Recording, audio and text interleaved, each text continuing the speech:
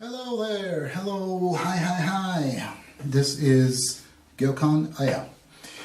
I have been selling on eBay for almost like 18 years now. And before that, in the 1990s, in the late 1990s, I started dealing on records.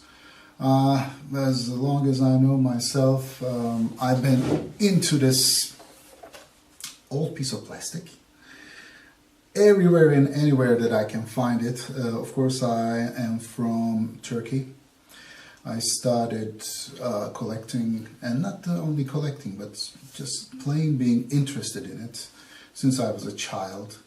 I was born and I grew up in Izmir, the city of Izmir, on western Turkey. And then when the time for the university came up, I moved to Istanbul. We had family ties with Istanbul anyway, but I definitely moved there. And when I was in university, I couldn't, I couldn't bear anymore the study that I was going through in the university. Unfortunately, it's like I never ever really liked the place that I went into, the faculty, although initially I chose it myself, with no external other influences or forces. But then after the first 2 years, oh my God, I hated metallurgy engineering it was. And it was just around the time that I was really very deeply started getting into the music of my own country, because up until that point I was a very big fan of rock music in general. And then in early 90s I kind of met with this thing called prog rock, progressive rock, and psychedelic rock, and I was a huge fan of them. And then I started going backwards, 60s garage and punk and stuff like that. So, and then experimental stuff, avant-garde stuff. And in around 1994, 1995, I really started getting into Turkish music and Turkish rock heritage. And at the time, there were no sources, cassettes, or any other compilation stuff, tapes, and nothing around. Almost nothing. Almost zero. There were some really badly assembled samplers of Erkin Koray and Barış Manço. Not even much Cem Karaca around. People were still in a stage of, oh, it's just yesterday's music, forget it. But I was listening to them with completely different ears at the time, not like a really local music listener. And then I got into, I was always into records, but full-time into records, and around 1997 I started dealing with them. And it's a long story, maybe later I'll tell you, but around 2001. Before that, I was already dealing on different places.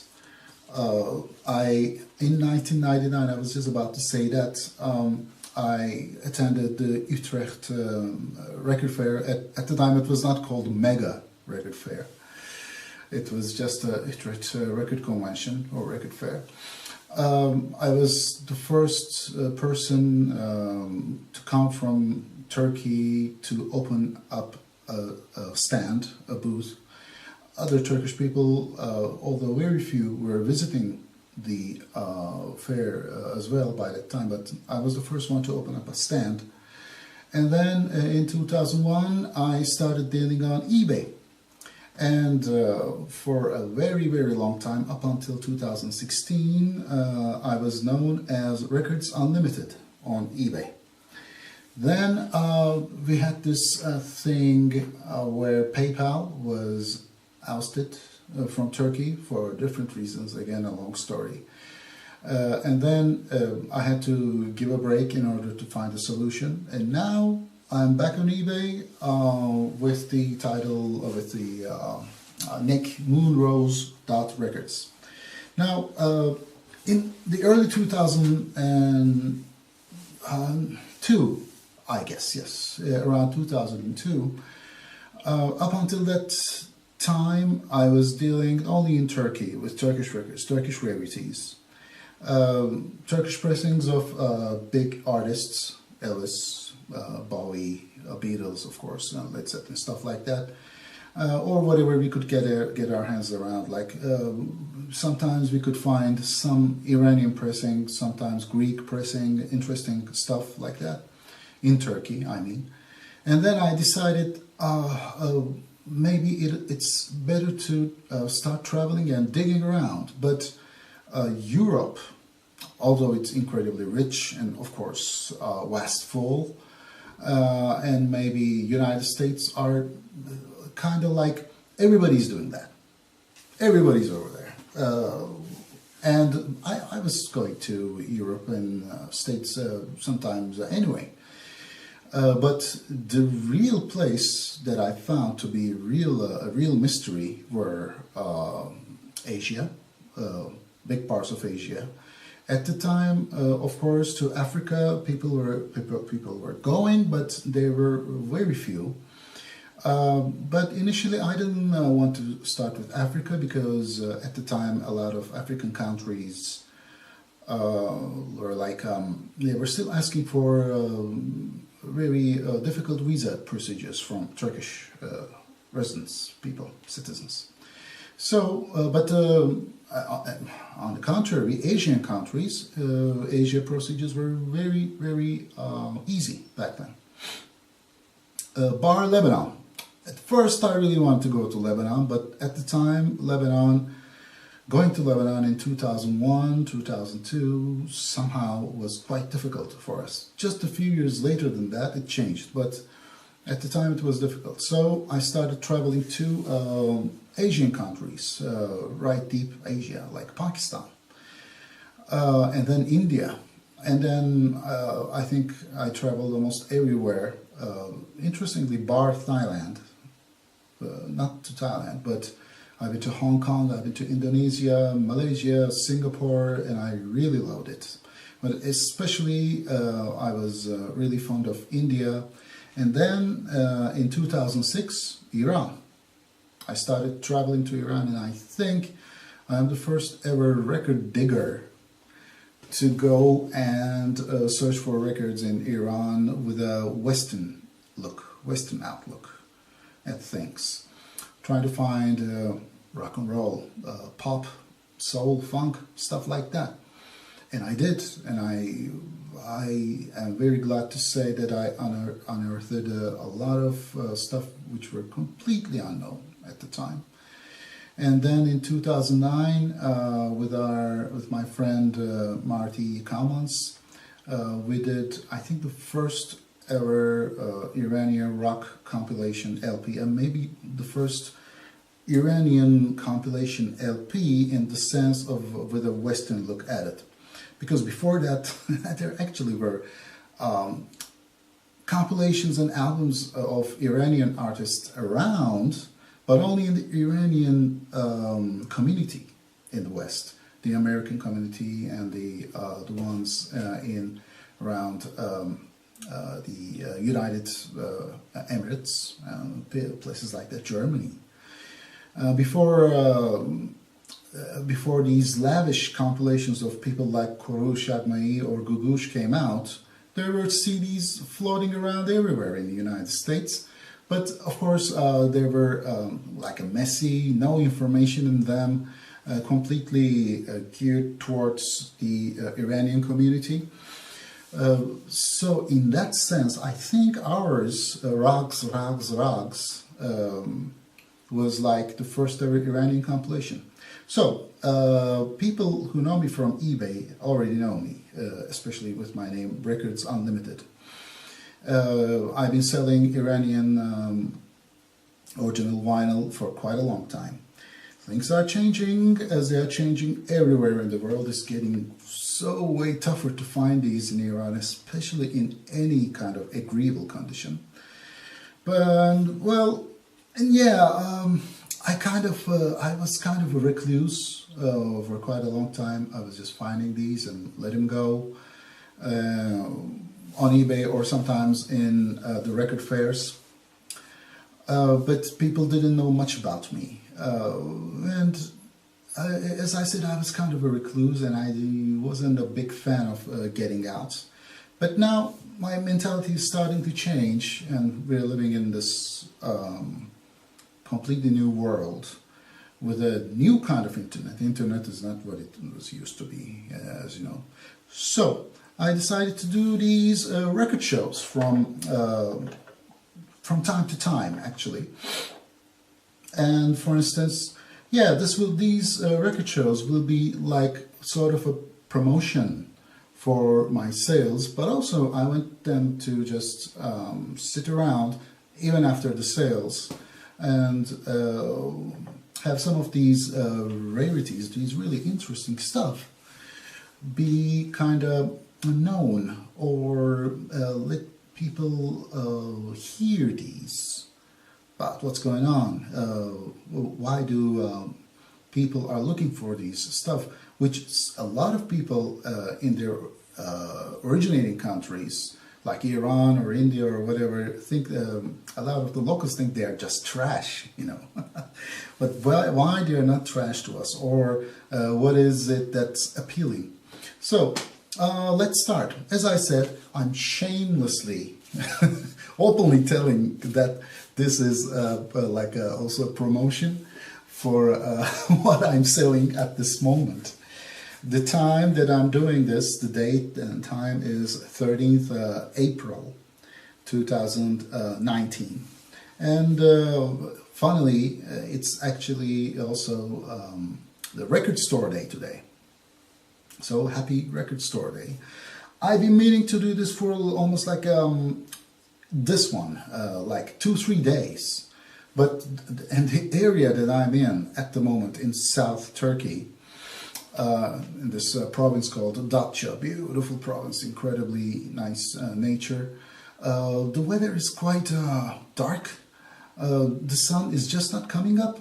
I wanted to do this in daytime, actually, not with this stupid weak light. But anyway, I didn't want to postpone this any further. So let's start. Okay, I will not go through each and every record that I have on my sales at this moment. These are only the highlights, the really interesting stuff. So let's start. The first one that I'm gonna play, not completely, just a few moments, is this really obscure, interesting EP, from Iran. It's from a film. This is actually a film music. So there are 4 tunes on the EP. 3 of them are quite normal, traditional Iranian music sounding stuff. But this tune, this first tune is really, really just bonkers.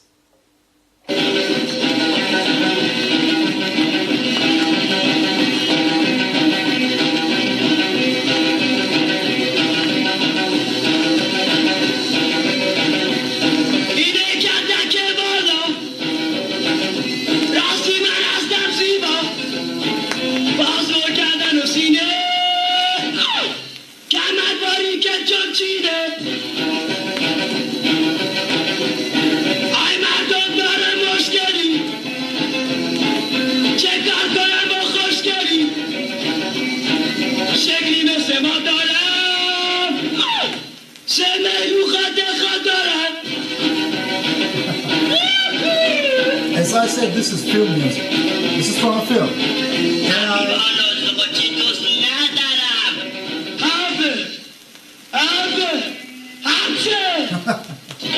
He's sneezing, of course.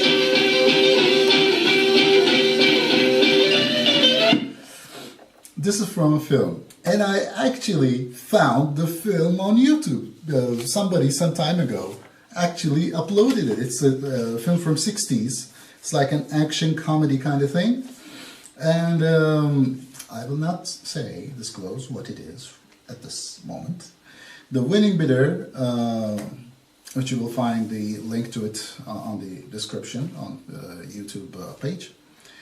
The winning bidder will be notified later, maybe I will disclose what it is and maybe even give the YouTube link to the film and the minute and the second, the cue where the actual music to this thing is. On the record, it actually doesn't give info about the singer anyway. It's because the actor in the movie is singing it. So you have to know the actor's name, blah blah blah.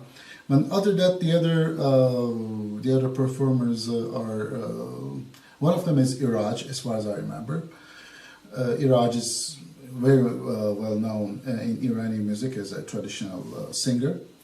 This is a very, very interesting record, and you'll find it in my sales. So, and there's this again from 60s, from the Royal Company from Iran.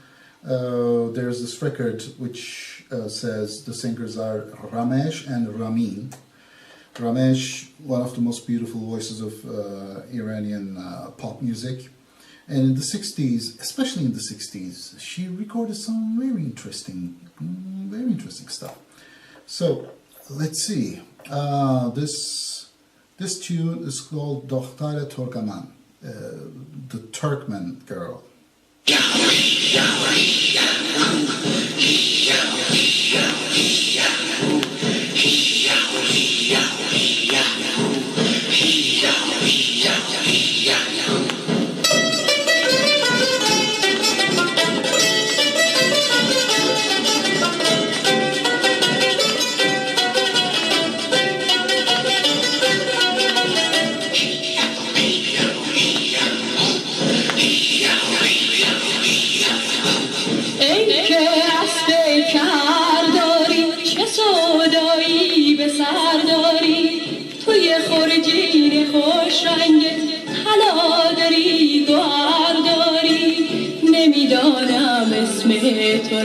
کجا روی تکا تنها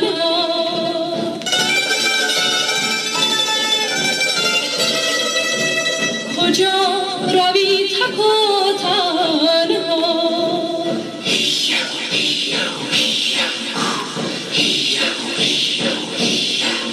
There's this interesting, strange haunting, like a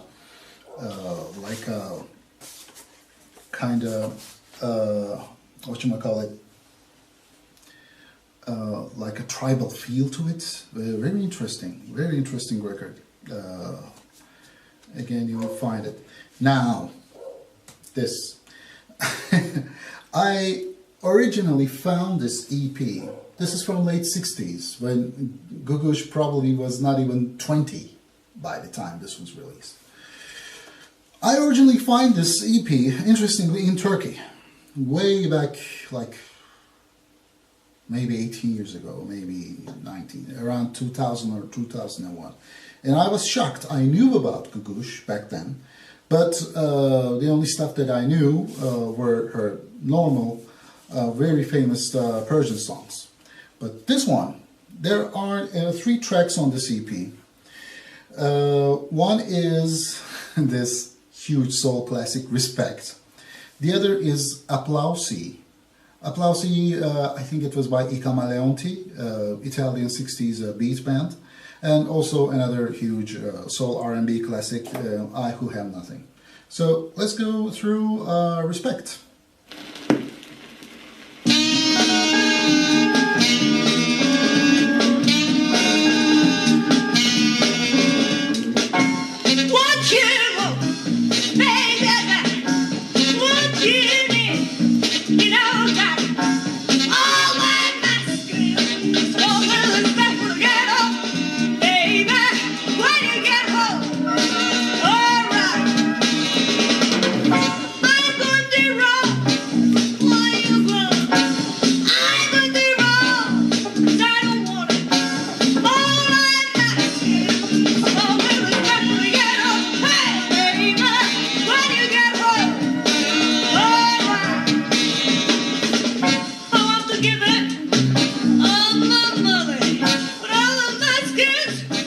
Interestingly, compared to my own country, Turkey, soul and R&B were hugely, much more influential in Iran in the 60s. I don't know why, I don't know how these things happened.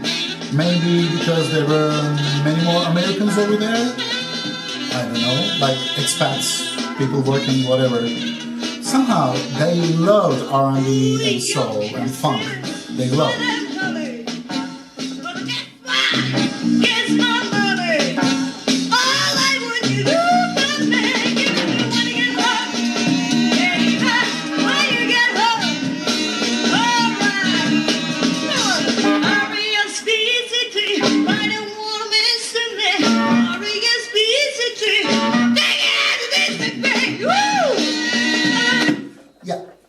So, also, if you take a look at what was released in Iran by the Iranian companies, unfortunately, almost all of them not legal at the time, or never. Somehow, Iran was out of these copyright laws all through 50s, 60s, 70s, not only on music, on books either.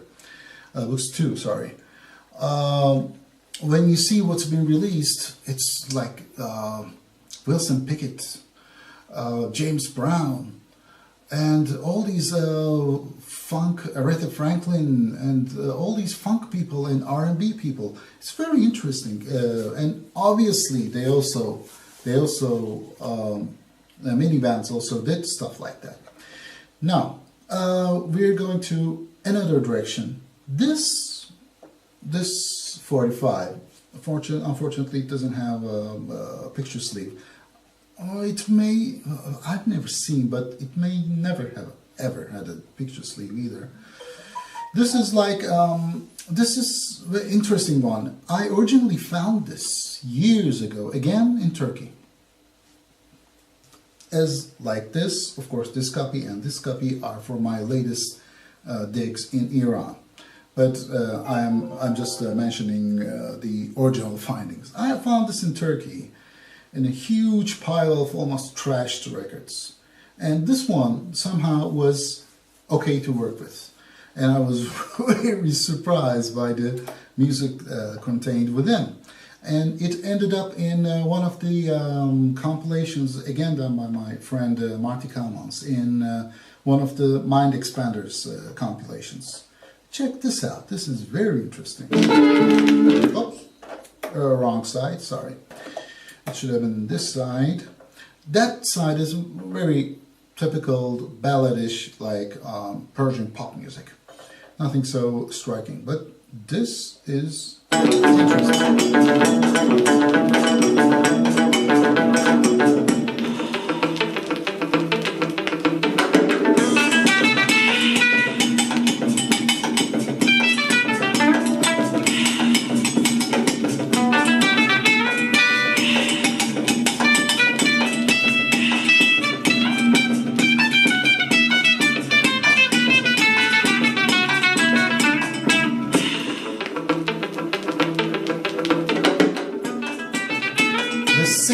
Beat, taka is very typical Iranian anyway, but especially this cowbell thing and the groove behind is very much South Iran, from South Iran, from the Persian Gulf area.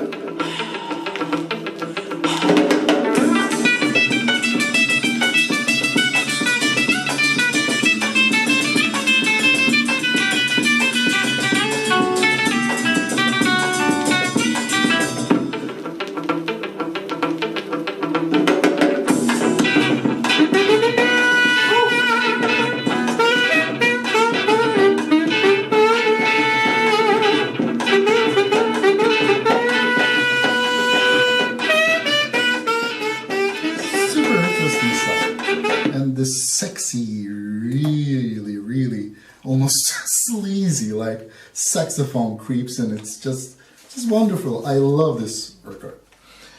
And let's go another one with kind of no picture sleeve. This may I don't know, may originally have. There were a lot of records in Iran in the 60s and early 70s which never had an original sleeve, original picture sleeve. They were released in company sleeves. But you never know. Sometimes you think that there should have been a sleeve for that. Does not come up with a sleeve after you do the proper investigation about it, let's say. And sometimes they do. Anyway, this is like the prima donna of Iranian pop music, popular music. This is Dilkash, or pronunciation varies, of course. Dilkash did a lot of traditional sounding, normal, folkloric sounding stuff. But she also released some quite a few interesting pieces of music which had its face towards the West. this is a really interesting, almost cheeky one. Early 60s. 1961, 62, 63. Not one, but 62, 63.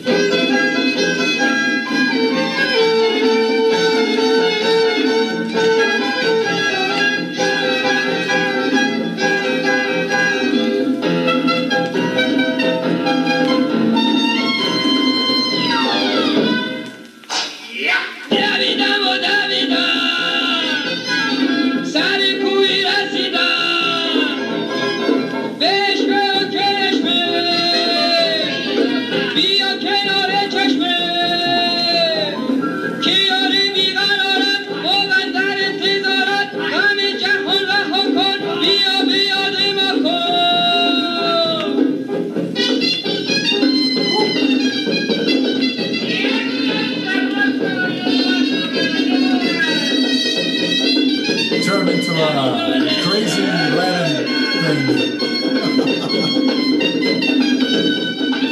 Very interesting stuff. Yeah, almost like she was singing, almost like the wild moments of Wanda Jackson. It was very interesting, because interesting in the way that it was also unusual for Iran at the time. Not a lot of people did this. This is not something in their music. I really love that record. Oh, one of the classics of Iranian beat and garage. This is Ojubeha. Maybe if you're watching this and don't know about the compilations and samplers released on Iranian rock music of 60s, you maybe didn't hear about this before. So I can just get it right. Yeah, this is also one tune that I really love. This is called Beware. The band is Ojubeha, which means the Remarkables.